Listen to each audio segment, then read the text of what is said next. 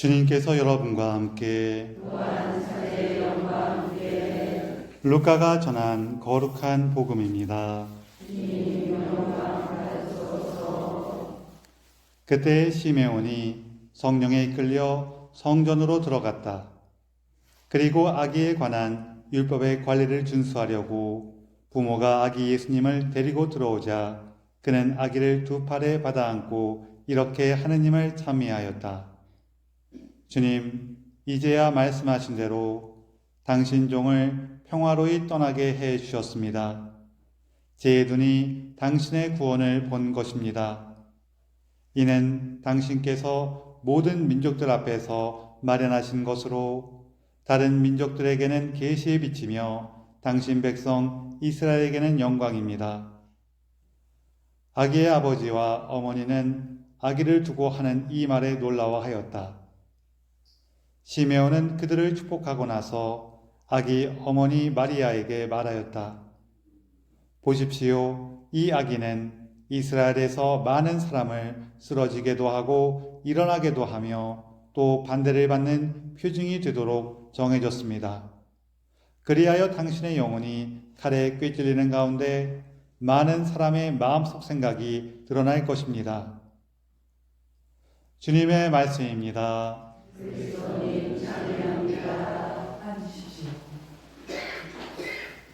참 예수님, 서로 인사 좀 나누세요.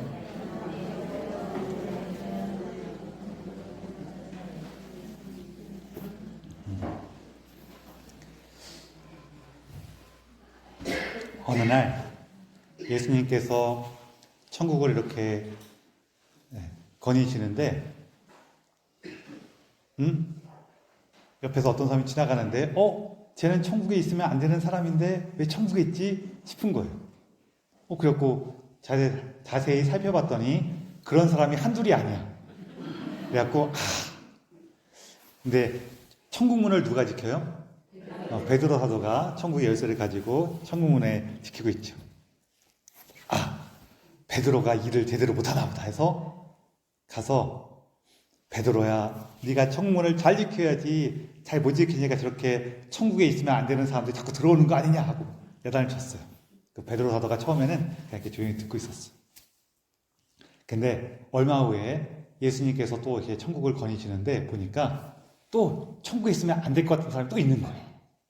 그래서 내가 이렇게 뭐라고 한마디 했는데도 베드로가 내 말을 잘 안 듣는구나 하고 다시 가서 또 야단을 쳤어요. 지난번에도 얘기했는데 네가 이 천국문을 똑바로 못 지키니까 자꾸 저런 애들 들어오는 거 아니냐 야단 쳤어요. 그랬더니 이제는 베드로 사도께서 참다가 스승님, 제가 참다가 한마디를 했어요. 스승님, 제가 천국문을 열심히 지키면 뭘 합니까? 마리아님께서 자꾸 밤마다 창문 열고 다니신다고. 물론 이 얘기는 예수님께서 천국에서 그렇게 마음에 안 드는 사람이 와 있을 수 있는 것도 아니고, 그렇죠? 그렇겠어요. 그런 걸 모르셨을 리도 없고, 마리아님께서 이렇게 창문 열고 다니시는 천국에 창문이 있는지도 모르겠어요. 그런데 그게 문제가 아니라 왜 이런 얘기가 있느냐?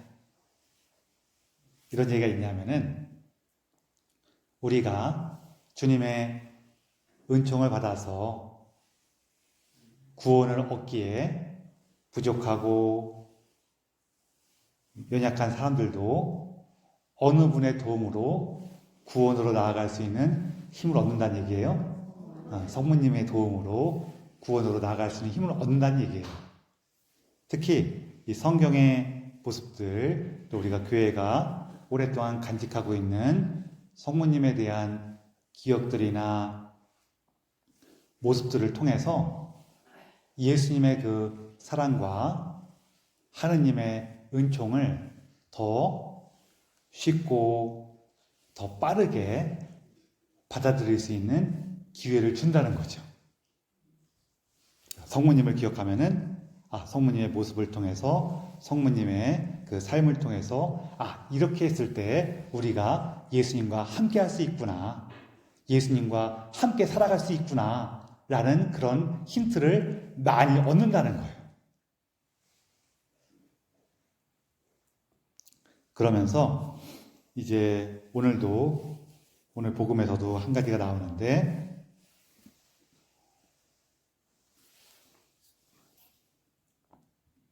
독서와 복음에서도 또 새로운 게 나와요. 여기 보면은 1독서에서는 하느님께서 우리와 함께 하신대요. 보라, 이제 하느님의 거처는 사람들 가운데에 있다. 하느님께서는 사람들과 함께 거처하시고 그들은 하느님의 백성이 될 것이다. 하느님 친히 그들의 하느님으로서 그들과 함께 계시고 그들의 눈에서 모든 눈물을 닦아주실 것이다. 이렇게 나와요. 하느님께서 우리와 함께 계신대요. 이거는 이제 두 가지로 크게 벌어지는데, 하나는 성모님을 통해서 예수님께서 이 세상에 태어나셨죠. 그 자체가 하느님께서 우리와 함께 계시게 되는 그 순간을 열어주신 거예요. 그리고 또 하나는 이제 예수님께서 우리와 함께 계시는데, 하느님의 그 사랑이 계속 우리와 함께 머무르게 되는데, 그러면서 우리의 슬픔, 우리의 아픔을 벗어나서 보라, 내가 모든 것을 새롭게 만든다. 이렇게 나와요. 근데 우리가 예수님과 함께 살면서 우리의 삶은 계속 새로워지는데, 이 새로움이라는 게 여러 가지로 나타나요. 그리고 그 중에 하나가 뭐냐면은 오늘 복음의 마지막 구절에 나오는 거예요. 당신의 영혼이 칼에 깨찔리는 가운데 많은 사람의 마음속 생각이 드러날 것입니다. 이것들이 성모님의 일생에서 벌어지는 여러 가지 일들을 얘기할 수도 있지만, 그 중에 가장 결정적인 건 뭐예요? 예수님께서 십자가에서 돌아가실 때 그 안에서 이제 많은 사람들의 마음속 생각이 드러나고 이런 일이 벌어져요. 이게 이럴 수밖에 없는 게, 하나님께서 우리에게 약속하신 것은 새로워진 세상과 새로워진 삶이에요. 그런데 이 새로워진 세상과 새로워진 삶으로 나아가려면은 이 아픔이 필요한 경우가 너무 많아요. 물론 우리가 아픔 없이도 이렇게 한 걸음 한 걸음 성장할 수 있는 그런 순간들이 없진 않은데, 근데 이것도 조금 생각해 볼 부분이 있는 게요. 우리가 어떤 것들은 이것이 나에게 아픔으로 다가왔는데 내가 아픔으로 못 느낄 때가 있어요. 여러분,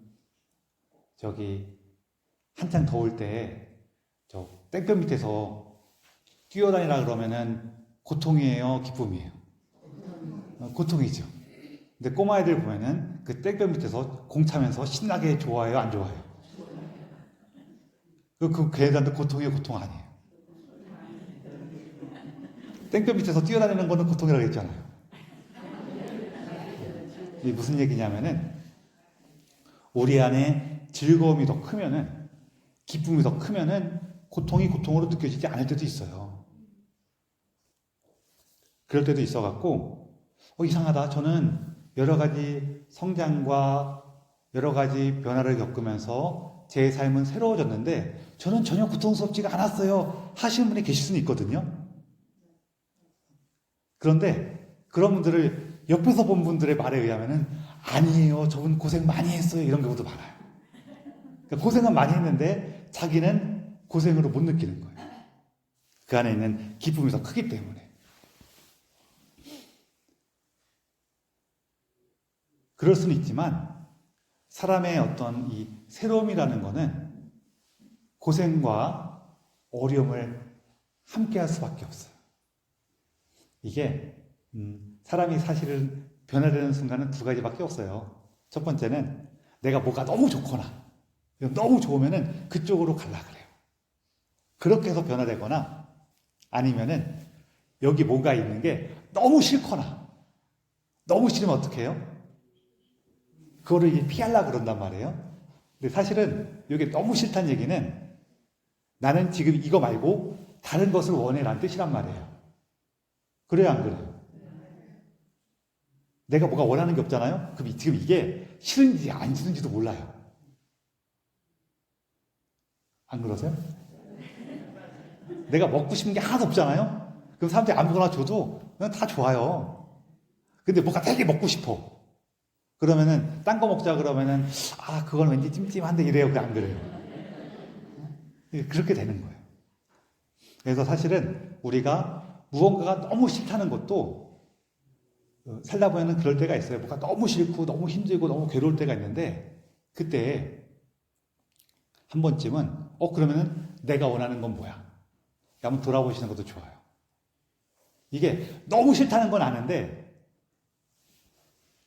그러면은 이거 싫은 거를 없애기 위해서만 움직이다 보면은 길을 찾는 게 조금 힘들어요. 그 싫은 걸 없애기 위해 움직이는 것도 나쁜 건 아닌데 그거 없앤 다음에는 또 한참 이렇게 헤매거든요.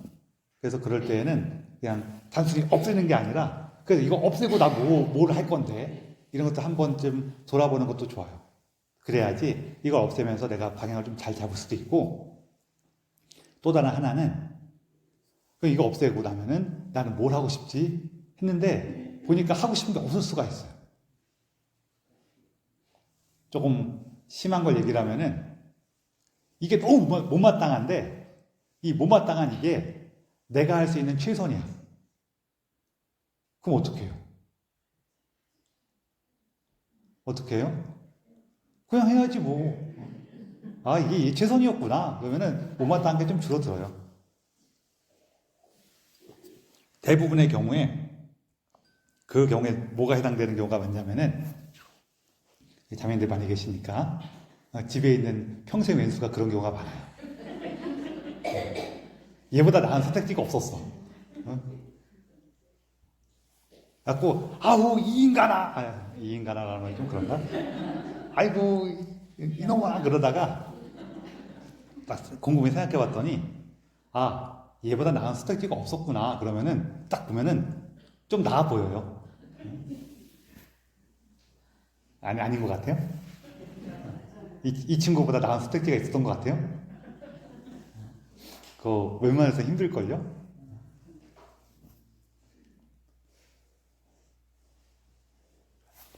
제가 말씀드리는 거는 항상 보통의 경우를 얘기하는 거예요. 보통의 경우.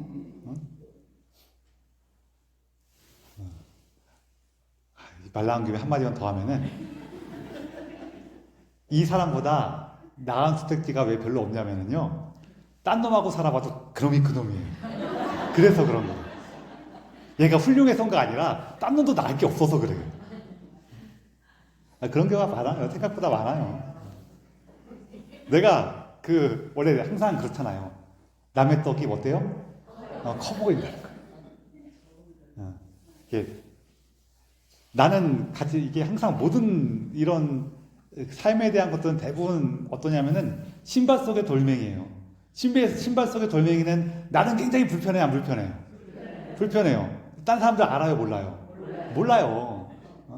이런 게 너무 많아갖고 남의 신발 보면은 내 신발이 이게 불편한데 네 신발은 참 예쁘고 편하겠구나. 딱 그런단 말이에요.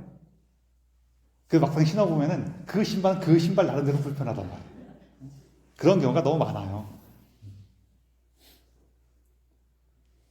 그리고 그렇게 발이 편해지려면은 신발을 바꾸는 것보다 내가 무언가 해야 되는 경우가 훨씬 많아요. 돌멩이 빼면 되죠. 돌멩이 빼거나 하면서 내가 나 스스로 적극적으로 움직이는 걸 통해 갖고 변화되면은 어떤 신발이든지 좀 더 편해지긴 해요. 그런 게 또 있어요. 다시 한번 말씀드리지만 이놈보다 나은 선택지가 없다는 거는 이놈이 훌륭하다는 얘기 아니라 뭐예요? 딴 놈도 마찬가지다 그 얘기예요.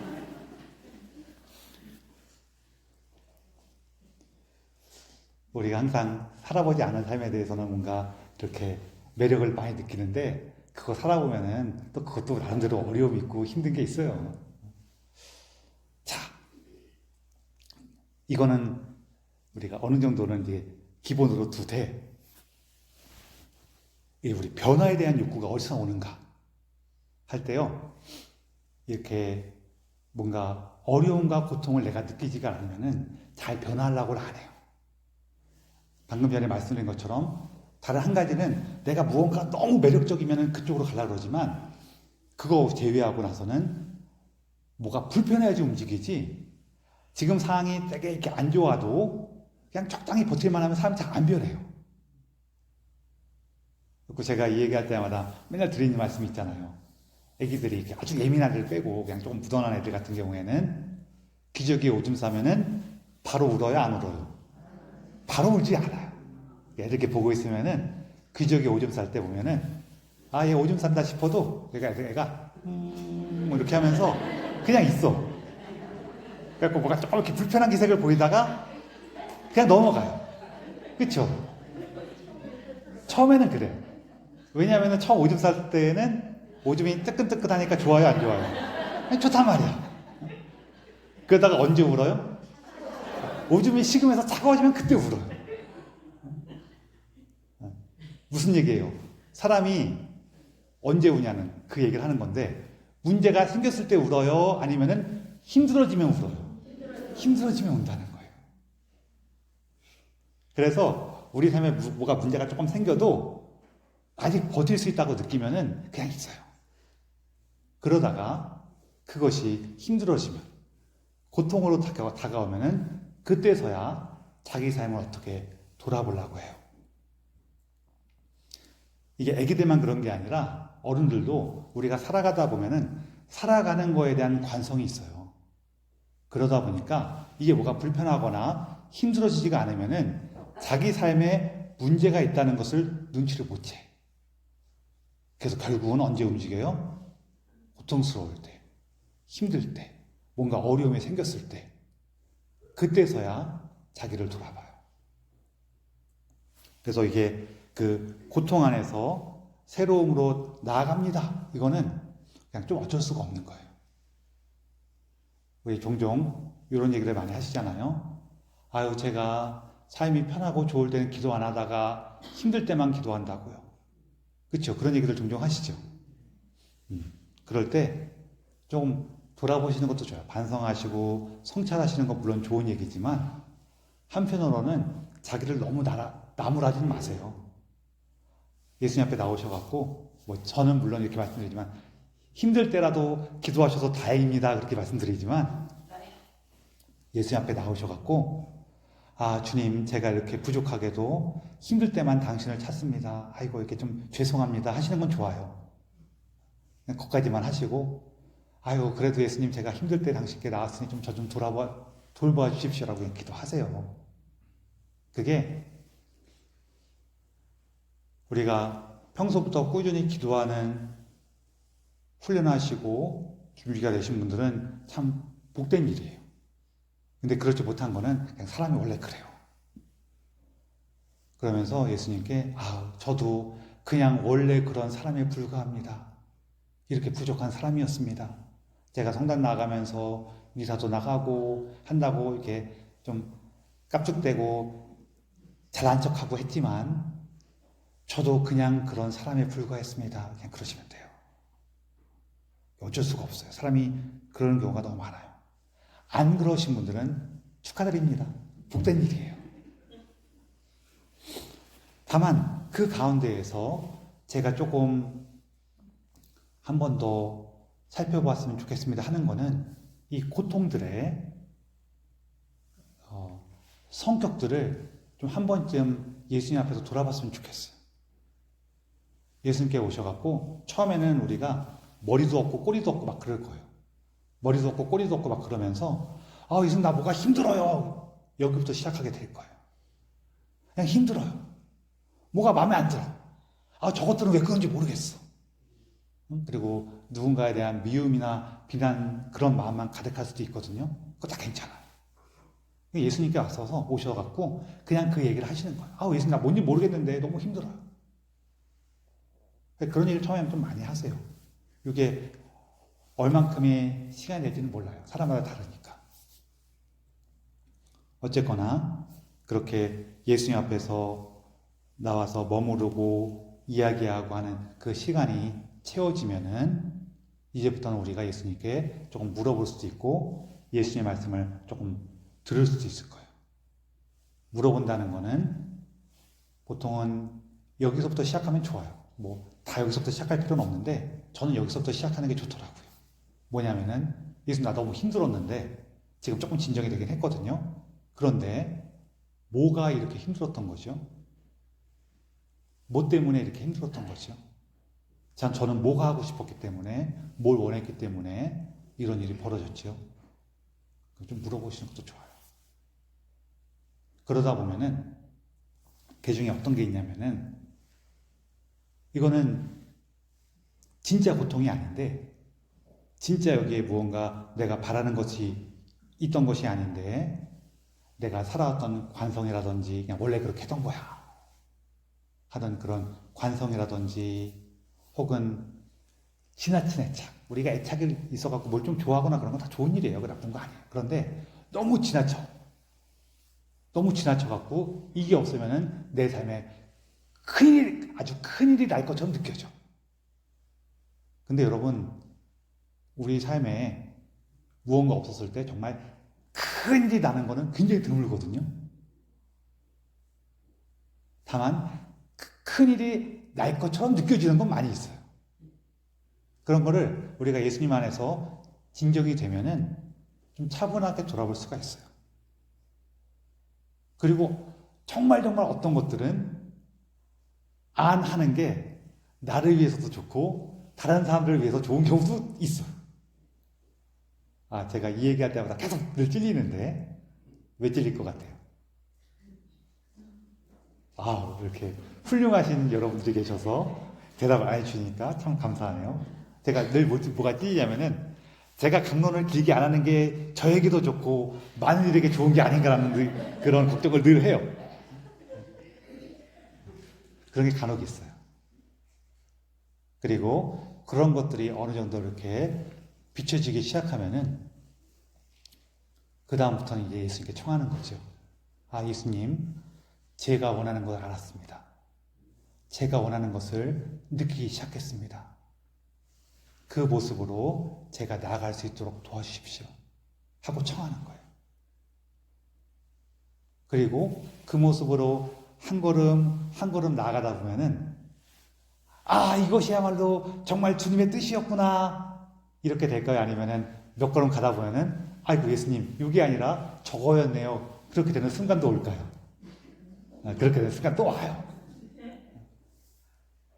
삶이라는 게 좀 제가 삶에 대한 얘기를 하기 좀 그래요. 왜냐하면 여러분들이 저보다 더 많이 사셨고 많은 경험이 있으실 테니까 오히려 제가 물어봐야죠. 여러분 어떠세요? 제 말을 들어보니까 아이고 맞아요. 그 말이 맞아요. 그러죠. 그래요? 안 그래요? 감사합니다. 그래요.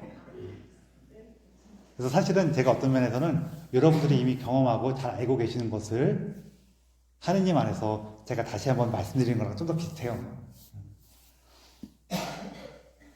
그래서 이런 것들을 우리가 많이 경험하고 나면은 내 삶에 뭔가 어려움이 딱 닥쳐오는 순간에 우리가 깨달아요. 뭘 깨달아요? 뭘 깨달아요? 지금이 예수님을 찾을 때고 지금이 예수님께 나갈 때구나. 이걸 아는 거예요. 그쵸? 그쵸? 뭘 깨달아요? 지금이 바로 그때구나. 이걸 깨닫는 거예요. 저 빨리 끝내고 싶어서 그러니까 빨리빨리 대답 좀 하세요. 길어져니까 좀 지치셔서 그러실 수 있는데, 지금이 그때구나. 지금 예수님을 찾을 때구나. 우리와 함께 하시는 하느님을 내가 찾는 순간이 왔구나.